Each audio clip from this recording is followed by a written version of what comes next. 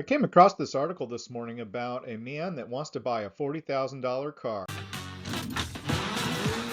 And his wife said no. And he's really upset. And he wrote into the Market Watch Moneyist and asked for advice. And I thought it'd be really fun to go through and see what kind of advice we could give him. That sound interesting to you? Stay tuned.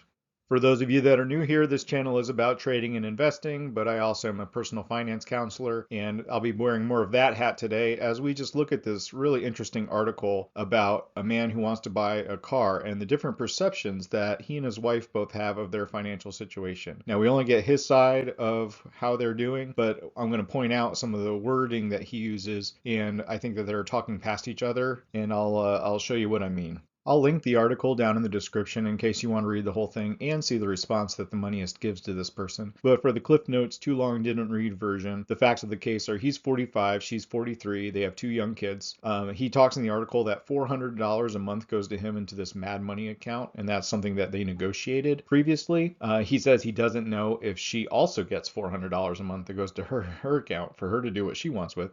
So they clearly have joint and separate bank accounts. Her parents have gifted them money through the years, and she thinks that that is really necessary for them at this point, and he thinks that they don't need it. Also, they have a combined income of $220,000 a year. He makes $130,000 and she makes $90,000. And right now for his car, he's paying $130 a month for his clunker. It's unclear whether that is like $130 in maintenance or if that's a car payment plus maintenance. Really doesn't go into that level of detail. Some other information that he gives throughout the article is that they take week-long vacations to the beach twice a year. They have a modest amount set aside for retirement. He doesn't really say what that is. Modest to who? I don't know. They don't have any 529 plans yet for their children, but they plan to start them. He said that would be nice to have, if anything, for the kids. He says their cash flow is good. They have $10,000 to $14,000 in checking at any one time, and their mortgage is $1,400 a month, which is really low for the amount of income that they're making. He also talks about a sizable family grocery bill, but no hard numbers given for that. So just breaking down some numbers here, $220,000 a year in income is about $18,333 a month before taxes. This is not including the money that she mentioned is gifted from her parents.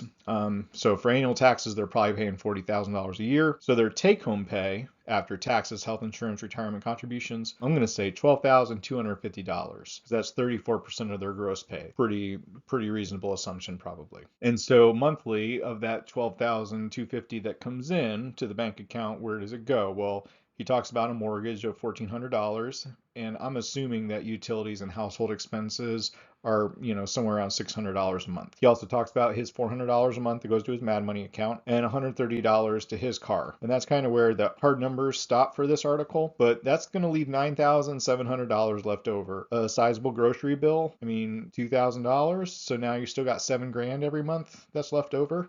It's really unclear where the rest of this money goes. I mentioned that I would talk about some of the wording that he uses, and just starting out at the beginning of the article, he talks about the vacations that they enjoy, and he says, we generally live well within our means. Our cash flow, in his opinion, is pretty good, and they have less than $10,000 in debt with no problem paying it down. And he says, although we kept separate revolving credit accounts, so there's really not a whole lot of transparency between them as to where the money is going and what their spending is like. It says most of the paychecks goes into the joint account from where they pay the monthly mortgage that I mentioned, sizable grocery bill, car and insurance payments, other bills. So for not having a lot of debt, what are the other bills? So when he approached his wife with wanting to buy this car, he says things got weird. She pointed that her parents still give money, implied we wouldn't be able to make it without those handouts.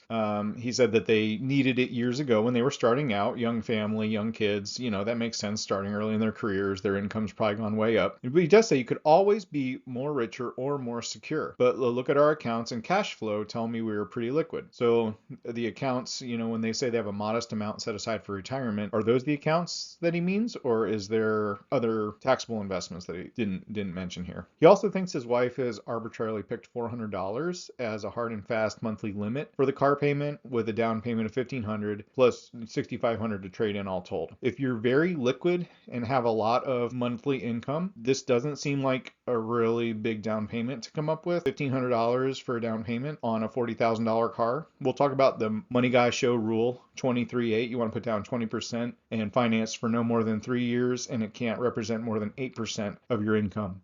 And we'll see if these numbers match up to that. So he's saying the car will ultimately cost about $40,000 all told, interest, fees, etc. And he might be able to do a little better. And monthly payments would be in the neighborhood of $500. Well, I went to the bank rate auto loan calculator. I assumed putting 20% down for a $40,000 car would be $32,000 financed, 36 months for 3 years. And I went to Hyundai's website for what I assume is the Elantra N is what he's talking about. Starts at 32,000, so ending at 40 seems reasonable. And the interest rate they offer is 5.99. That would put him at a monthly payment of $973, almost double what he thinks it would be. And this is the money guy rule about if you're going to finance a car, the parameters that it needs to fall into. So then he further goes into, I'm not optimistic my counteroffer will be well received. She suggested my $400 monthly money that was just his was our money too. So he said earlier that that was something that kept their tranquility in their marriage. And now he's talking about, she's brought it up that it's, their money that he gets. It seems like she thinks that that's a bit unfair. And then he talks about they live in separate realities. He thinks that going through every line item would be extremely unpleasant, and she's just doesn't want to be questioned on the issue.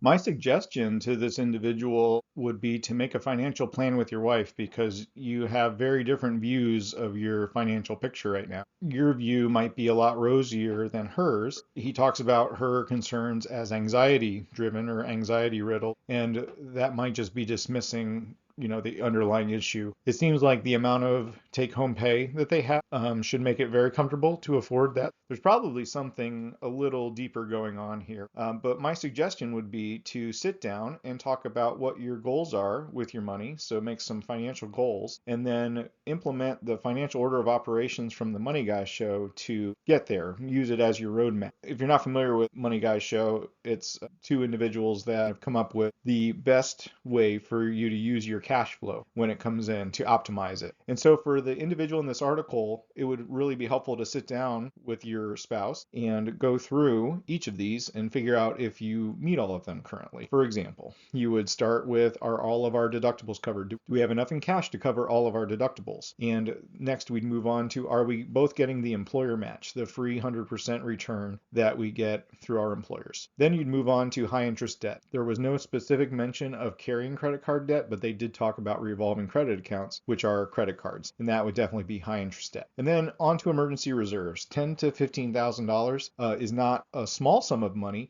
but for the amount that they seem to be spending, it's unclear if there is actually an emergency fund in place of 3 to 6 months of expenses set aside. And so in their case, that might be $50,000, and that might be where the spouse's concerns are, is that they don't really have that set aside. Another thing, since they're high earners and everything's based on future income, would be making sure long-term disability insurance is in place. And I don't see any mention of that. Then moving on to step 5, they could focus on their health savings account, which would reduce their taxable income, reduce that tax burden every year, and also consider contributing to a Roth. And then to reduce their tax bill further, they can max out their retirement accounts. It would not affect their take-home pay dollar for dollar because it would reduce the amount that they're taxed on each paycheck. And then they get into the 7 hyperaccumulation phase. And that's where I talked about not sure if they have money in a taxable account outside of retirement plans, because when you are retirement plan rich, you can definitely feel poor. It's not necessarily accessible, and now that interest rates are high, 401k loans are 8 or 9%, and that money just doesn't really feel accessible right now. And then when you talk about 529 plans, that falls in step 8, the prepaid future expenses. There are no loans for retirement, so I think taking care of themselves and making sure that they're doing, steps 1 through 8 are the most important right now. And then they can help their kids with their cash flow later in life. The kids can take out loans and they can help them pay them back, and that would help establish the kids' credit as well. They don't even necessarily have to pay any interest on them. Take out the loans and then pay them off in a timely manner to help them build credit. So there's a lot of things that they could do together. It just seems like communication is the one main thing that they need to work on. Sit down and talk about their goals for the money that comes into their lives, and also make sure that the wife feels like the money that the parents have gifted over the years was well used. I hope you enjoyed going through this with me. If you enjoy these types of reviews or content, please subscribe for future videos. Till next time.